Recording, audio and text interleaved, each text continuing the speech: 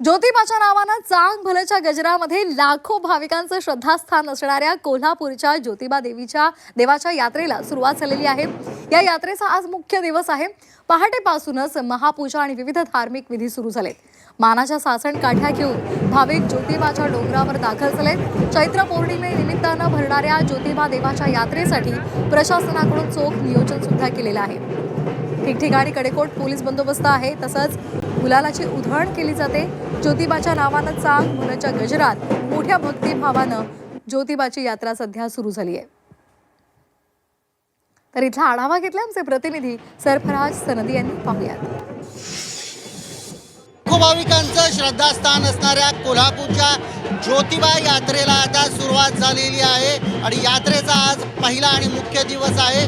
आणि आता या ठिकाणी आपण बघू शकता की सासन काठ्या घेऊन भक्त जे आहेत ते या ज्योतिबा मंदिरात जे दाखल होत आहेत। खरं तर ज्योतिबा मंदिर आता जवळपास गुलालांनी नाहून निघत आहे, अशा पद्धतीने चित्र या ठिकाणी पाहायला मिळतंय। मानाच्या सासन काठ्या घेऊन भक्त या ठिकाणी मोठ्या संख्येने जे आहेत ते दाखल होत आहेत। महाराष्ट्र, कर्नाटक, आंध्र प्रदेश आणि गोवा राज्यातून या यात्रेच्या निमित्ताने लाखो भाविक जे आहेत ते हजेरी लावत असतात आणि ज्योतिबाच्या नावानं चांग भल्याच्या गजरात या ठिकाणी गुलालांची आणि खोबऱ्यांची उधळण करत ही यात्रा जी आहे ती पार पडत असते।